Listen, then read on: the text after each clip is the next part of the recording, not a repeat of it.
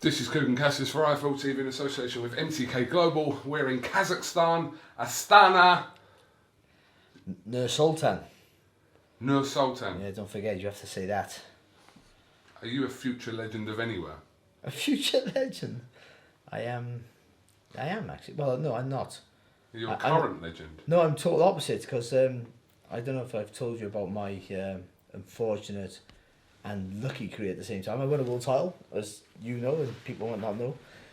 But I wasn't the best boxer in my street, because growing up, Steve Robinson, who was a former world champion, lived in the same... What are the chances? Lived in the same street as me.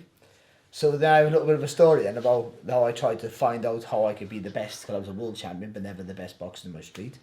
So I had to find a way where I was the best.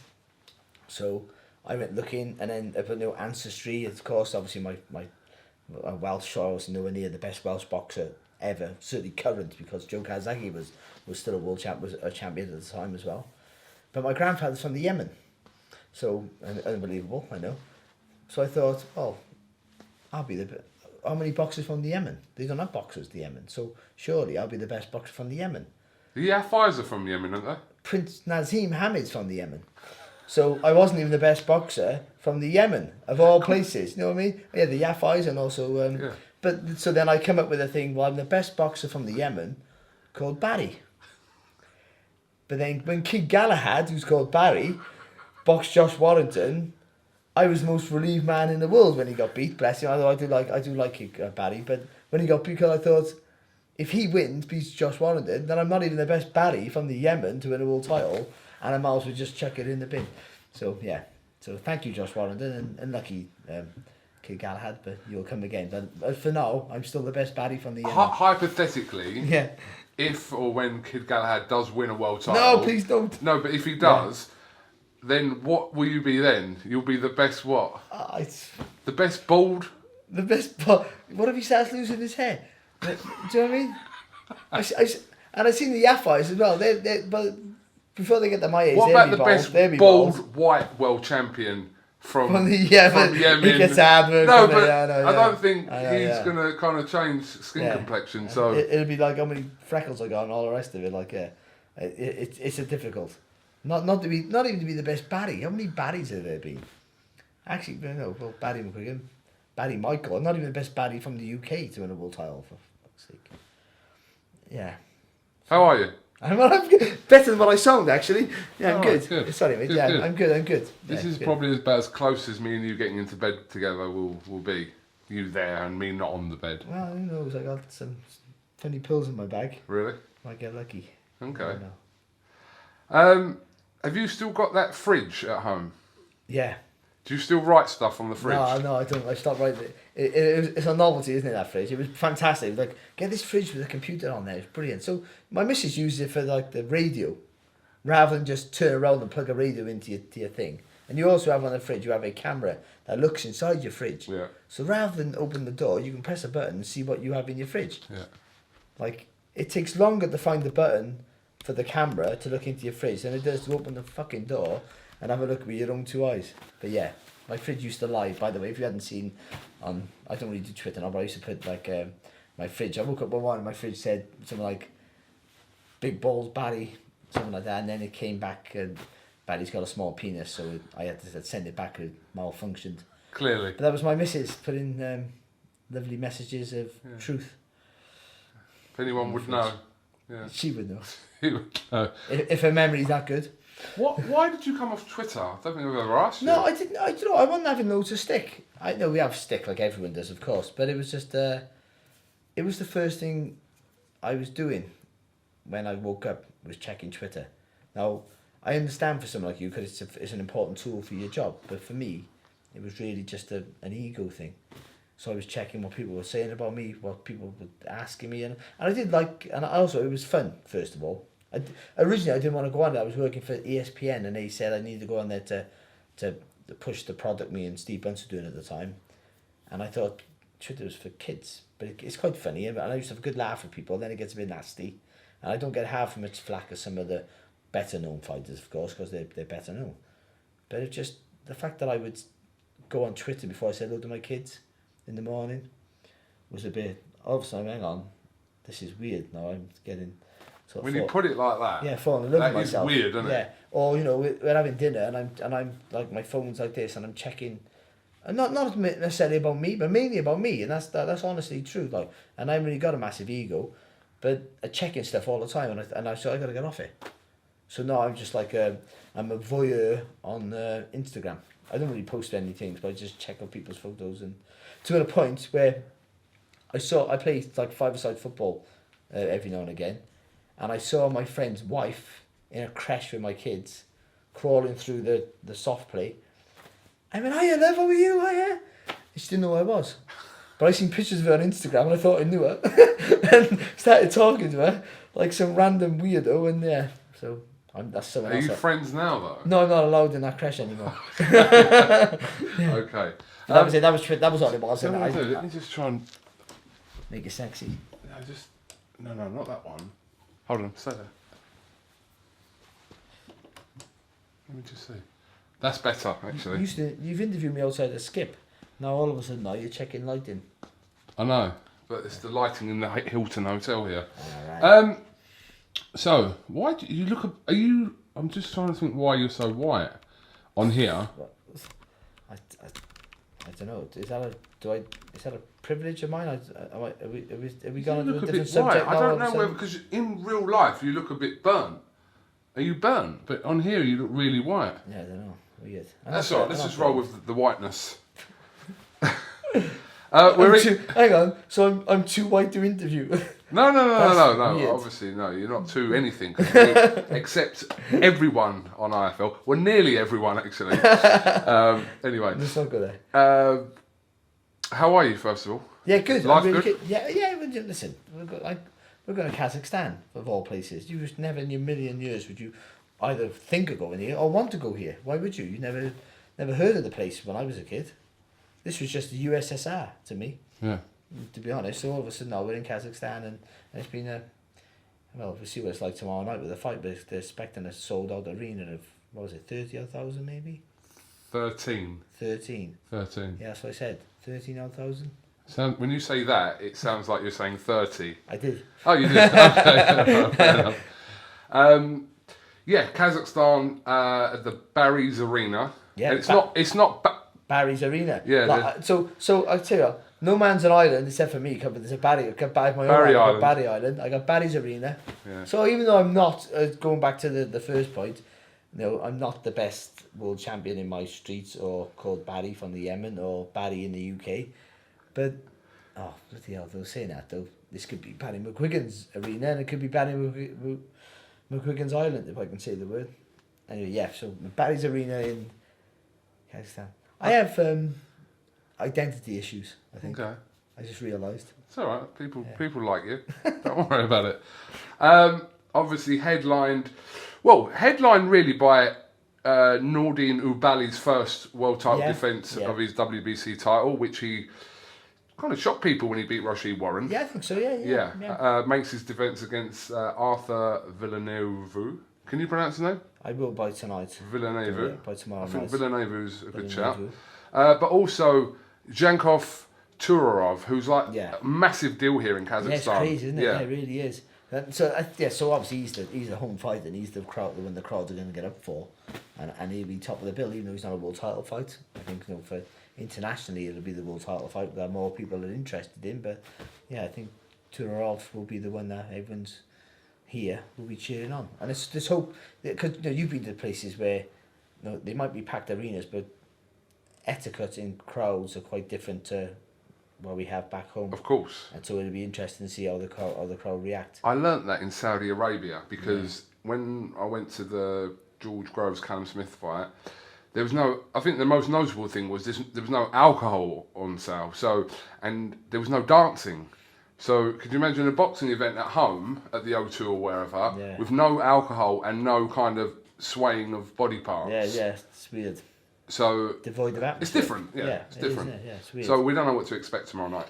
Yeah, so let's hope it's some sort of, because you want to come again, don't you? And I think and also when people don't realise, as much as you on TV is everything percent a fight, but without the atmosphere, because you feel it at home. You do. You feel you not as much as you feel that you're there, but it does have an effect on how you film a fight. You know, I think artistically maybe it would be the word, but how you film it and where you film it. Because if there's an empty crowd, you can't film the crowd, and if the crowd are all sat there picking their nose and bored because they don't know what they're watching, which is probably what it was in Saudi. They didn't really understand what they were watching because they don't really have boxing over there. Now they do, but they haven't really up to that point. So they don't really know what they're looking at, and I think that's where going to these new places now, especially MTK, that's the product we're selling, is which is so great. But I'll be BT next week, don't worry.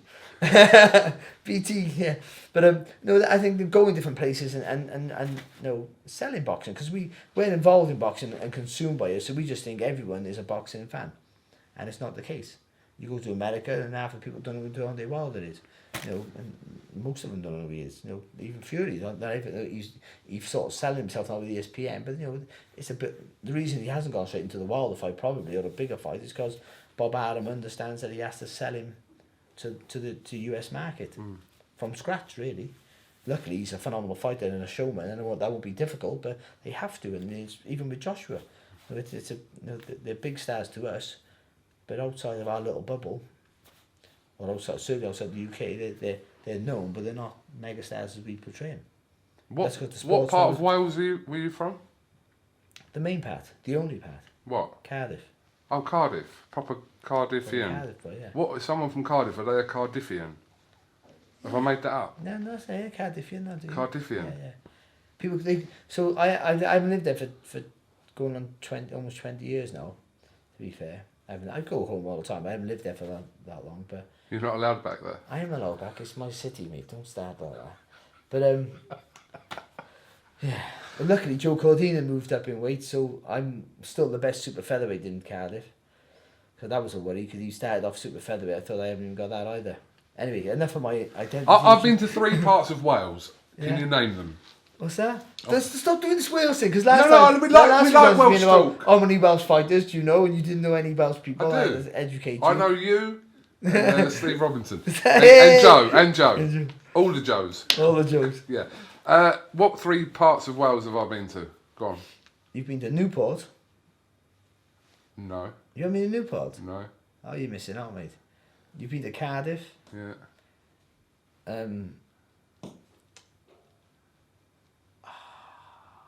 You've been somewhere up north. You've been to Aberystwyth, which is like mid Wales. No. I don't know then, you tell me. Well, one's obvious, isn't it? Cardiff. Yeah. What's the other Swansea. one? Yeah. What But there's you one... What you were there for? It's a long time Bored. ago. Lost. What? Lost. It was a long time ago. But there's one other place. Oh, you went clubbing in Swansea, didn't No, you? there's another place in Wales that I've been. Port Talbot. Merthyr. Yes. Merthyr, you've been to Merthyr? Yes. Of course you would, But Do you know what I was doing there? Yes, I do. Go on. I'll be astounded if you knew what I was doing in Merthyr. Let me guess. I haven't seen it, though I should have seen it, embarrassingly. You were filming the Howard Winston film. Were you a doorman? No, I was the referee. For Winston's fight, and he fought... I don't remember who he fought, but Eric Morales played the guy that he fought, but he wasn't. You know what I mean? He was the actual person. He was the actor, Eric Morales, and I played the referee. Oh wow! I'm in the film Risen. So I haven't seen it. Embarrassingly, I haven't seen it. Crazy, isn't it? Yeah. I don't know why I haven't actually. It's There's a statue of Howard in Merthyr. Is there a statue of you anywhere in? No. I don't know what to say. I got a golf trophy, right? Sort of related. I got a golf trophy. My group. I played in a golf society day, and we came second. My team. So I got a golf trophy, second place. I'm not a golfer. It's a pair of fucking boxing gloves. So I got a golf trophy, and it's a pair of boxing gloves. Why? It was a Henry Cooper classic. Gotcha. Okay. Yeah, but yeah. I don't know why I'm telling you that, but I think if all that would go pride to place that golf trophy, mind, in my house. I don't have belts and trophies in my house. I know one of those. Where is your belt? It's in my loft. Really? My loft is actually converted into a bedroom, but it's not used. Not even guests come, and I don't have people around my house because I'm antisocial. But yeah, it's in my loft. Did they adapt it for your body size? Don't be a prick, now. But yeah, they did, like, put more Velcro on the back. Actually, the belts now, my original belt, I got another belt as well. My original belt, the eagle's nose is broke, but that's in my dad's. Because my dad did everything for me. My dad, the sacrifices your parents, don't realise the sacrifices your parents make for you, so you can just like try and achieve your dreams, is phenomenal. And he did the sacrifice of the money he spent, and we had no money, mind, to be honest. He took time off work to go and watch me win a European medal, silver medal. You know, just come with me and stay in the fucking bed and breakfast for a week. You know, it's not, you know, like he's riding on my coattails a little bit. I understand that. You know, the guy never had sex until I met him. I know it don't make sense to it. Okay. Okay. How much did you pay for your belt? What's that? I'm assuming you had to buy it in the end. What are you on about? You have to buy the belt, don't you? Once you win it, you have to have your own one. You have to buy it, don't you? I never bought it. Did you not? What are you on about? I thought that's what happens. What the fuck? You have to pay for the belt, don't you? You pay a sanctioning fee, don't you? So it's all included in that, as far as I was aware. What, to keep the belt forever? You keep the belt anyway. The Yeah. belt's yours. So you go in the ring, me and you are fighting now. You're the world champion. You lose and I win. That belt's yours. I get another belt. Yeah, I know that, but But I always thought I pay a sanctioning fee. You pay a sanctioning fee. You want the mip, you know, you twat. You pay a sanctioning fee and But did you I'll buy pay for loads it? of it. No, Oh, you didn't. Who paid for it? Frank Warren, didn't he? Uncle Frank. Like everything else he paid for. Got a fucking whole list of champions. Thanks to Frank. I was told a story that you had to pay for your own belt. No, me specifically, or You had to pay for it. just me. Yeah. No one else. No one else. I did get another belt actually. I found the alien blessing, but the quality of what they made now to back then, they were really thick then. Like the fur inside was really thick, but now they're really thin. That's because there's too many of them. They're mass production. Too many. That's the problem. You'd be a franchise champion now, wouldn't you? Oh, for fuck's sake! Do you know what a franchise champion is? All I know is that a franchise you have to pay into. So like it's literally like some sort of money laundering scheme. The WBC got going on. That's a joke. That is a joke. I'll joke, second yeah. that before you get a legal No, letter. it's where does it end? I love boxing and it means fighters. I want fighters to win fortunes. I want every fighter to win millions of pounds. I do, but where does it end? Because it don't help the sport. It don't. And the more people you got being everything, because it's like I know like kids in school now everyone gets a trophy. You running. My son, he's only 3.5, but his little nursery, his little sports day, like he was so bad, kids were lapping him, bless him. Like he'll be a late bloomer, don't worry about that. But he got a medal. He's a kid, I don't mind, he's a little kid. But I mean that'll happen all throughout your school. They'll get medals just for turning up. And even though not everyone, it's not fair on people. Some people get all the medals and some don't. Well, that's life. And also, where does it end? Boxing's getting like that now. Everyone gets a fucking belt. Everyone. But it's the same kind of philosophy on what you're talking about there with the kids and that. Yeah. Shouldn't give them medals. No. Because when they actually do get a medal, it actually be worth something and mean something to them. Of course, in many ways. And yeah. it's like with all the multiple belts at the minute, when someone actually achieves to become world champion, It should mean something. Of course, yeah. And I'm saying that. I'm not saying back in my day, because my day was the start of the craziness of it all, to be honest. But it's gone way out of control now, this belt's fair. And I think these intercontinental, silver belts, international belts, they all have a part to play. And they can help you, and it's great to have something. But now you got kids walking around going, "Oh, you know, I'm a silver champion," like it means something. It means nothing. I mean, it means something to the fighter. I'm not slagging the fighters off, and I don't begrudge a fighter from taking any opportunity that comes your way to pick things up and to win and more money, of course. But not even the promoters, because it's the promoter's job to get. Sorry, scratch myself. There's a promoter's job to get your fighter exposure, and if it means a belt gives you exposure, then you go that route. But the organisations, the governing bodies should govern the sport as if they're trying to market it in a right way to make it a more mainstream sport throughout. Like, it's not a mainstream sport. Anthony Joshua's mainstream because he's a megastar. But the rest, a lot, and so is Fury now, and there's a few others like that. Like, you know, like you get fighters like George Groves, people like Froch in the recent times, and they'll transcend the sport, of course. But the rest of them get lost. They get lost in it all. You know, the Kalajafai, I'm talking about world champions. He's a world champion, and you know, he don't get no exposure. And it's not his fault. He gets on Sky, of course, and then he gets enough. And all boxing fans know who he is and appreciate how good he is. Is that not really down to the weight he's fighting at? It is down to the weight, but it's also down to the fact that well, Barry McGuigan was a featherweight. Nazim Hamid was a featherweight. I know these are exceptions, and I'm being a little bit picky, but you know, you can be. It don't matter what weight you are. I just mean, you know, there's too many titles are too easy to win. Not easy to win. That's wrong. They're too easy to get to. That's what I'm saying. I moan about the sport. I love it, and it's Clever matchmaking. Yeah, but again, it's not the matchmaker's fault. That's the job. So you know, you That's what I'm saying. Clever to manoeuvre fighters into so positions. I got offered the world title fight like 3 weeks' notice, and I said yes. And I didn't know who, when, where, or how much. I just said yes because I knew in my heart I wasn't deserving of a world title shot. Though I just beat a guy who went to be a European champion. I had a good win, and I got a top 10 in the world, and maybe I deserved that. But to get a world title shot straight so soon, I didn't felt like I really deserved it. But I didn't say, so I just said yes. I'm not going to turn down a world title shot. Whoever it is. I didn't know who it was. I thought it was Arturo Gatti at one point. And then I thought it might be Azuma Nelson. The way I don't want to go back to the story, that's why I thought it might be them two. And I thought, well, I can't beat either one of those, but I don't care. I'm fighting for a world title. I'm fighting one of those. Wow. That's the way I looked at it. It didn't matter about winning or losing to me. I did. You want to win everything, but you know, I'm not afraid to lose. Can I ask you a question? I just want to pick up on something you said. You know, like, there's like a common thing that we believe that boxers always believe that they're going to win a fight or they're going to beat someone. But you just said there with the thought of someone like Azuma Nelson or who else did you mention?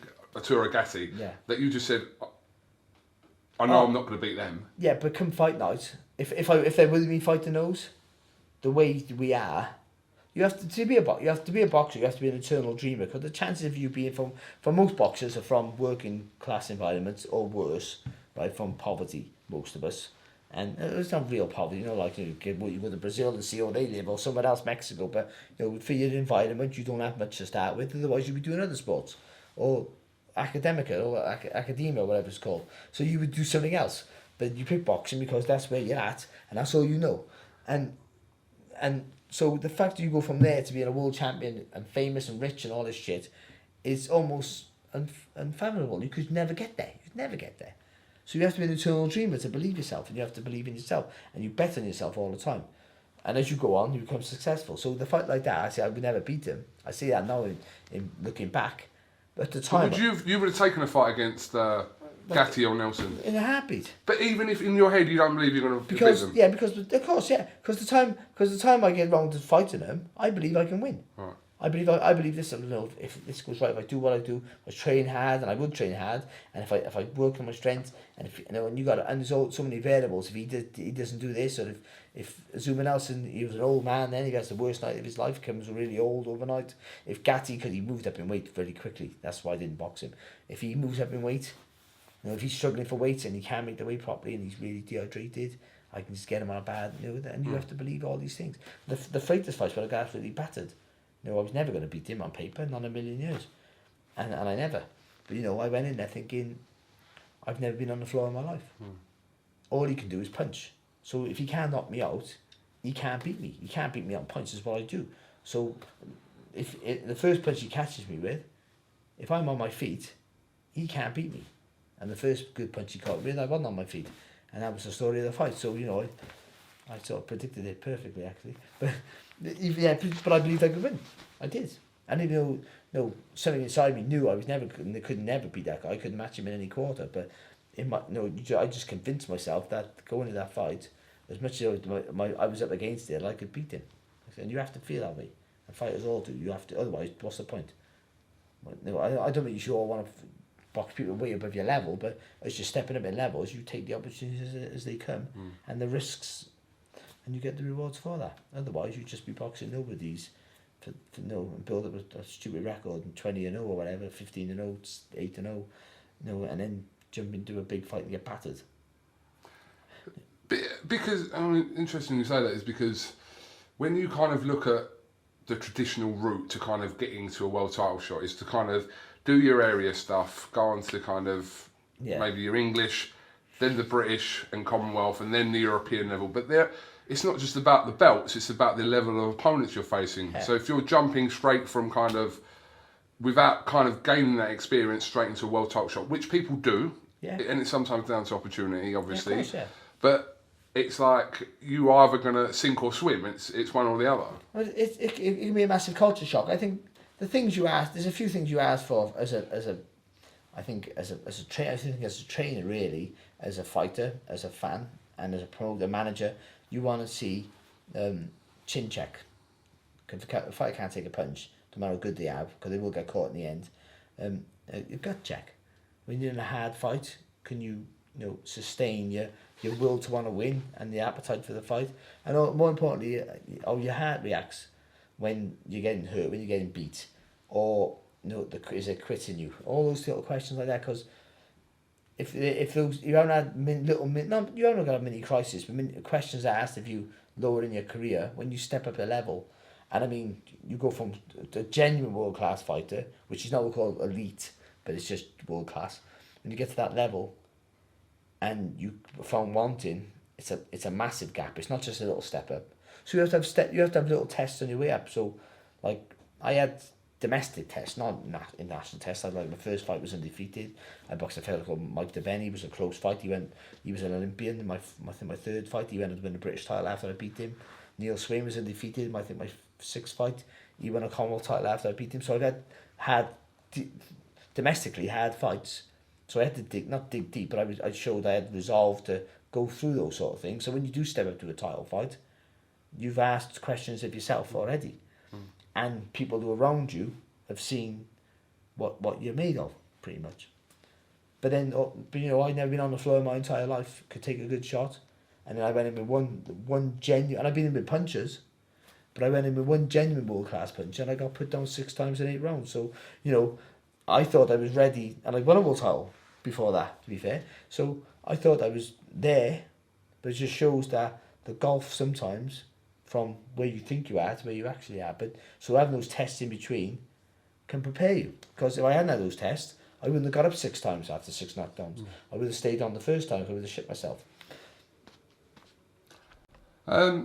Interesting you say that you're getting knocked down 6 times in the space of 8 rounds or whatever. Just going back to Joshua got a lot of stick. People kind of saying that Joshua would give up in the fight. He picked himself up off the floor 4 times in that fight, something he's not had to do before. Obviously, he's been dropped before, but he's not had to pick himself up numerous times in kind of a short space of time. How's your kind of look on that, Barry? See, I think he did quit, but not in the way that you think. So he didn't Nicholas Walters against Lomachenko quit, or Rigondeaux against Lomachenko quit. I know Rigondeaux was too small, but this just went, I don't want to know this. Or even Duran against Leonard, didn't do that. But you could see in his face he didn't want to be there after that. But he still got up. Could have stayed on the floor. So you have to admire that in many respects. The problem he got, he's such a massive profile, and he's been built up as such this monster that people are waiting for him to fall. And that's inevitable. When you're more successful, you have more people wanting to fall and fail. And he came up against a guy who shouldn't have beat him. Now, Ruiz is a good fighter, and I've seen him before, and he's a good fighter. But still, Joshua, for me, beats him 9 times out of 10. I think. I still think that. I think he beats him again. You believe, yeah? I do. I just think they shouldn't have took. I think there's problems with Joshua though, and I don't know. I think there's problems with him, and there's issues that need to be ironed out. The problem is the cracks that all of a sudden now we all see were papered over because he's winning fights, making mistakes but winning. So you forget it. You just remember when he knocks the guy out, when he beats the guy, when he pummels the guy, when he wins. So you remember, but you do forget about the times he was in trouble against a Klitschko or trouble against a White briefly. And you just think, but he hits you, he put you to sleep, or he hits you, he hurts you, and he takes the fight out of you, and that's all you remember. So there is issues to work on. It looked like to me they were trying to get him to box, which is not a bad thing, but I think it took away some of what he's good at, because he was jabbing on the move, where he should have been jabbing coming forward. Now, I'm not, Ron McCracken's a better trainer than I could ever be, so he knows what he's doing. I'm not trying to like teach him how to suck eggs or anything, but it looked like Joshua was uncomfortable. And also because when you're so muscle bound, you can't move as freely as a Tyson Fury, for instance, because he's not muscle bound. So when you do try and do something that your body's not used to, it drains your energy. So if Tyson Fury holds his feet, plants his feet, and tries to knock you out with every punch, he runs out of steam quicker than Joshua does. Because your body is used to dancing around and floating and throwing fast punches and moving. And so your body's used to that. So I think Joshua looked like he tried to box a bit differently and gassed out. That's what it looked like. But he was doing fine. Because he knocked, people forget, when he hit Ruiz that uppercut, and almost snapped Ruiz's neck in half. Like his head almost touched his ankles. But Ruiz got up. And I think Joshua, not shit himself, I think Joshua went, whoa. And because he's tired all of a sudden. And then he got caught with a great shot, and I think he just spiraled under control. I just think that was it. So I think he can come back. I would have personally took a year out, because going back into a fight like that, how it affects him mentally. How does someone like Joshua take a year out though? Easily. He's in charge. If anyone's in charge of their own destiny, it's Anthony Joshua. He hasn't stopped. He has a short career, full stop, from the amateurs, and he hasn't stopped. Been continuous. And it's not, to someone like Joshua, it's not just the fights or the training camps, it's his whole life. Like Steve Hunt's made a point on one of his podcasts or something recently about when he steps out the door, you gotta see what watch he's wearing, what tracksuit he's got on, what trainers, fucking clothes. The man got all this money and all this fame, and he probably don't control his own life. I don't know him, I've never met him, so I don't know, but what it seemed from the outside. So imagine now, every time you walk out the door, you got to go, and your manager's going, oh, listen, Anthony, you're getting paid like fortunes here to wear this watch. Go back and put it on. Oh, fucking hell. You can't wear that cap today. Can't wear that cap today because you're getting sponsored by these now. You change your sponsor, or whatever it is. He's a business on his own. And when he's in this picture with him, all these people around him, and he goes, there's too many people around him, that's the problem. It might be. But you name he's a multi-million pound company, Anthony Joshua. You name a multi-million pound company with 3 people. It's not. IFL? Yeah, well, you're there, you're getting there. But you know what I mean? We ain't got a big entourage. No, I know that. I mean, you're a successful company. What I mean, but it's not just you. It's not just 2 of you anymore. It's not just 1 of you. No, it's more. It grows. So, but he's huge. So he probably needs a lot of people around him. They might not be actually around him. They're just part of a organisation, and he probably has nothing to do with half those people. I don't know. I'm just making things up as I go along. But I'm trying to give him a bit of slack. I don't imagine all those people in the photo, they probably all weren't hanging on us and nicking money off him. And probably a few are, but they might be his friends. Maybe they're entitled to. Maybe he's happy to pay for the loyalty and the friendship he's had all his life. Because I would do it if I had the money. I'd be giving my mates like 20 quid if I was a multi-millionaire. Give them a bit enough, give them enough to be able to go and get other friends. You know what I mean? What, with 20 quid? Can't have proper friends, just stay with me. I'll be your friend, you can eat and live with me. But I'm not giving you enough to... Handing out scores? You're not giving me your own life. Have you got £20 on you now? Yeah, we ain't friends. But so I think a year out, because he couldn't go back to an easy fight straight away, because he'd get criticised so much that he would just do his head in. So going back in, he has to go. If you're going to go back in soon, it's got to be Ruiz. If he takes a year out or 8 months out, then he can justifiably say, I need to come back into an easier fight because I've been out for so long, and work on some of the things that they've been trying to work on now outside of a fight scenario. Then he has loads of time to develop or just get to take some time off. Maybe, I don't know, but because it's not the physical problem with Joshua, it's how that defeat affects him psychologically. Because again, you have to listen. People. Not everyone can be wrong. If everyone's telling you you're great and you're a superstar and you're the best fighter on the planet, in the end you're going to believe it. And he might very well still be. I don't know. How many people were in your entourage? I didn't have an entourage, did I? You must have had a gang. I didn't have an entourage. I used to have to phone my father. Don't forget, I'm fighting Saturday, Dad. Dad. Oh, I'll try and make it, son. I'll try and make it. But Kyra are playing rugby on Saturday. That's the local rugby side. What was your first paycheck from boxing? Cash. How much? 300 quid. Cash. And then I got 100 quid in ticket money. And yeah. But I had my first 4 fights in Cardiff, so I understood that, that to have those fights in Cardiff, I would have to, take a hit. And that was how it was. And I was never in it for the money. It sounds weird, and people say you're full of shit, but I never really thought I'd earn any money from boxing because of my weight and my style and how good I was. I was good, but I never thought I was going to be like a superstar. And so I never really thought about the money. You didn't think you were going to be one of these champions that everyone remembered? Stop trying to... You lot, right? You lot. I don't speak to you, man. I just go like that. All right. Yeah, I'm a joking, nice kid. But yeah, so but I never know. I was realistic about it, and I worked all throughout my career. I had a job, so and it was fine because what else was I going to do all day? I didn't understand what they do all day. These kids. Okay, you work, you do something, you'd be bored otherwise. So, and I only sort of didn't like it became about the money after I had that problem with that brain. After I won the world title, I had a problem with the brain scan, and it was 2 years off because I signed a contract there with Frank for like 5 defences. It was a lot of money, especially for me, especially in the 90s. And it's all loaded on the top end, on the end of it. So you obviously to get the real money because you've got to get the 5 defences, and the chances of that are very slim. So, but that was it. In my mind, that's my money.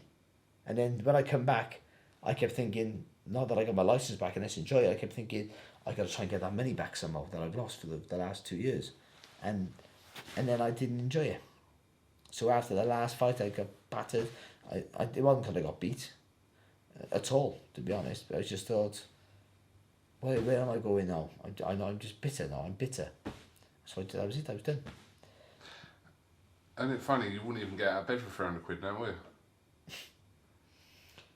I mean, this is costing me $340. Well, I had to buy the tripod, didn't I? Yeah. Yeah, it's mad. It's mad. Listen, it's mad how it works. How life works out. We all got. I've been listening to some of these podcasts. There's podcasts everywhere now, and they're brilliant. And there's Tris Dixon, and everyone he interviews, every box he interviews, moans and groans about what happened in their career, and why they didn't do this, why they didn't do that. And you know what I thought? They're right. We do. It's genuine because I got reasons why I could have been so much of a better fighter, and I could have had so much more success. And they genuinely, and I thought, oh, they're always moaning about why they didn't do this, why all boxers, I fed up a bit. Then I actually thought back about, actually, I got the same story. And it is true. Like, but no one has a perfect career. That's the thing, that's what I'm trying to say. You just got to take the good with the bad, and some people... There's no such thing as a perfect career, though, is there? There's not, but some people have.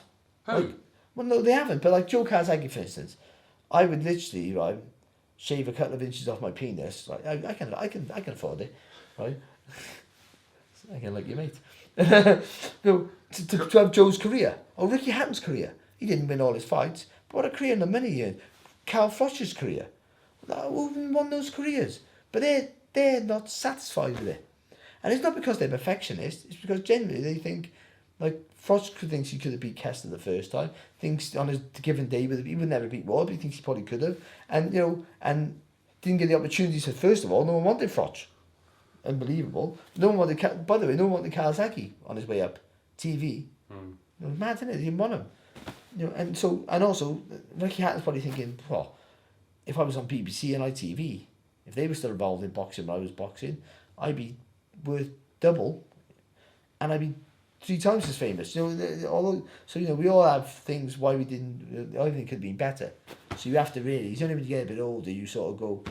Well, I spent my whole 20s, especially fighters like us who didn't earn fortunes, enough to retire on and stuff. You sort of go, did I just waste my youth now chasing a stupid dream?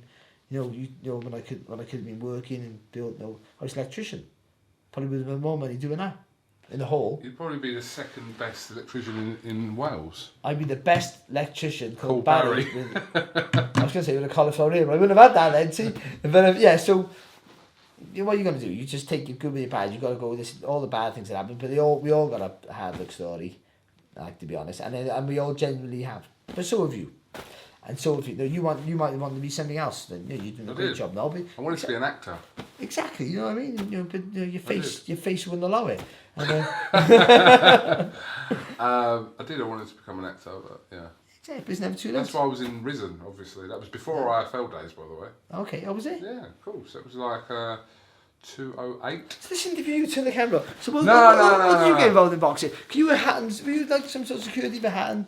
We had some sort of security for Hatton. I was Hatton's bodyguard. Sorry, no one taking the piss. I was genuine. I've seen you around. I was Hatton's bodyguard. Okay, there you go then. Because obviously he'd seen me in action a few times. It's because you're a giant, that's what it is. Yeah. Like, you probably can't do nothing really. But you don't really have to do anything until the last night. You're massive, aren't you?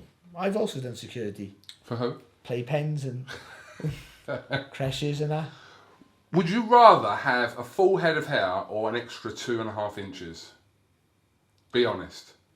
Oh, the height every day of the week. No, I meant. Oh my God. My penis. Yeah. Oh no, my penis is alright. So you wouldn't have. Or I just got short legs. Either way, it's proportionally looks bigger than maybe it is. But yeah. So you'd take what? What would you have? I'd have hair. You'd have hair over an extra 2.5 inches. Yeah, I don't need 2.5 inches. I'm not being like that dickhead, but I don't. How big's big? How big do you need? Big enough, innit? So you wouldn't want to go from a 14 to a 16? What are you on That's about? what I've heard. That's what I've heard, Baz. Yeah, that's right. You look weird with hair now. You're kind of setting your way with your hair. No, I like that hair, but I mean the height. If you want height, I take the height over the hair. Oh, you take what? Another what? I'll give you another 6 inches on the height. Oh fucking hell! What are you on about every day of the week? What 6 inches now? I'd be like 6 foot. To be fair though, people who want their hair done can go and do something about it now. If I was 6'3", I'd be such a fucking bully. Oh, I'd bully everyone. I'd tap people on the head. Who are you fucking looking at? What would be funny if we could do like a body swap for a day? Like I'll be you. Is that film? That's weird. What was that film called? Yeah, Change Up. No. Yeah, Change Up. It's a Change Up. Is it called Vice Versa? No, it's an old film. This you're on about the child's film, are you? You weirdo. Well, there was a funny film. There was an adult film called The Change Up. There's a film called Vice Versa where they swapped. Yeah, that's right. Yeah. Anyway. But yeah, I wouldn't want that. So, would you want? I wouldn't do that because then, I'd be thinking, is KUGAN like in my body now? Like. That's the whole. No, you'd be you. Are you playing with yourself in my? So if you were having a wank in my body, you wanking yourself off or me off? Do you know what I mean? All of a sudden it gets weird now. Good question. This is getting strangely it's weird. Yeah. And would it be? Would you feel it? Would I feel it? Would I come back and feel like I've been abused? If I got back to my own body, would I be like? Am I being? Do you know what I would do if I was? Do you know what I would do? I'm not far off 50. Do you know what I would do? Talking about? Do you know what I would do? What? I'd probably just break one of my legs. So when we swapped, you'd be out. No, I wouldn't do that. I get a tattoo on my chin saying I love cock. You trumped me with that one. Right, we've been going for 45 minutes. It goes fast, doesn't it, when you're having fun? Yeah. It's good. We work well together. Yeah, man, it's good. Anyway, Kazakhstan, tomorrow night. Kazakhstan, tune in on IFL TV. If you're in America or Kazakhstan, watch it on Kaz Sports here in Kazakhstan. Oh, wow. ESPN Plus in America. States. If you're in the UK or 150 other destinations around Europe, you can watch it on IFL TV. Whoa. Nice. From 12 p.m, which is 5 o'clock here. Yep, it's 5 o'clock, early start. Yeah. Early start. Anything else you want to add, Barry? No, mate, I'm happy, mate. Honest to God, you got to appreciate your life as you got it. We could all be better. I could be taller with hair, better looking. Moving on. You ain't a bad looking fella, to be fair. You're quite rugged. I was saying, like, people say, like, what's it like? No, why don't girls like talk to you and stuff? I said before. I was sort of telling, like, girls don't find me attractive. Initially, they don't, but then you need to get the belt out of the No, loft. I don't need the belt. But the longer I'm with them, the more attractive they find me. It's not my personality either, because that's not great. It's cause after a while I become a blur because of the way I look and my hair and my size. I look like a massive penis. Can you see it? So they just goes out a little bald fella with this all weird looking distorted face. Hold on, let me just try and. That was weird. Yeah, and that's it. So and then all they see me then and then is some sort of sexual being, massive sexual being, because I have the no hair and stuff. I should put a little bit of This stopping now. When you say anything, they will literally get you thrown off the show or kicked out of Kazakhstan. Barry Jones. What's your middle name? Nice one. What is it? It's Yusuf. It's Dennis. Barry Dennis Jones. That's right, it's my dad's. I'm 70s child, and so I like Dennis as a name. Dennis, my dad's name, Dennis. Yeah. Imagine you was Dennis Barry Jones. You could have gone further in your career. I wanted to be Leonard because my grandfather's Leonard, and my son's middle name's Leonard. Because my grandfather is like the nicest man on the planet. I'd fight anyone who would say anything different. He's the most loveliest man I've ever met in my life, and if I could never, he's still alive, my grandparents. And I could never, in a million years, be anywhere near as good as him. Too late, like. But he's just the absolute fucking loveliest man, like. And, well, yeah, I can't say enough good things about him. So Leonard, I would call him my son Leonard, was a middle name, was the most important thing. It was more important than having him, to be honest. I only had him, my son, so I could use Leonard as a middle name. That's nice for him to hear that. Yeah, it is, yeah, it is. Yeah. He won't watch this shit. He can't stand you, my grandfather. He's a lovely guy. I was about to big He's him a up lovely then. guy. He thinks you're a right prick, though. Barry, thank you very much for talking to IFL TV, and yeah, we'll catch up. This is running to 48 minutes now. Sorry. Part of me wants to make it run till 50. We're on 48. But then we go to 51, then you go to 60. 50. It's got to end on a all right then. thingy number. Okay. Can you entertain people? I'm not going to say anything. Just entertain people. You've got 1 minute and 10 seconds. Well, I'm a genuine freelancer now. I will stop it when it gets to 50. So you've got to finish it. Okay, yeah. So I'm always looking for work. So I can juggle, and I can tell a few jokes. I do stories. So any after dinner speaking, like especially for like proms and anything like that. Though I'm not allowed near school, so if the prom's in a hotel, I can do it, but not if it's in a school hall. It's something I don't. It's a long story. I don't want to go into why I'm not allowed in schools anymore. But and also personal training. I can do personal training as well, but I'm not really. I'm talking here. Focused on doing anything like that, but I can do it, and my rate's quite cheaper than say like a real world champion. But I can bring my belt along and charge like £50 an hour to teach you how to do sit-ups and cross training and and count backwards like 5, 4, 3, 2, 1 and all that. I know all the lingo to be a good personal trainer. And I put you on a diet plan, just to eat Mars bars and Coca-Cola and train harder than you would normally, and then you will lose weight. 10, 9, 8, 7, 6, 5, 4, Tune in tomorrow, IFL 3, TV. 2,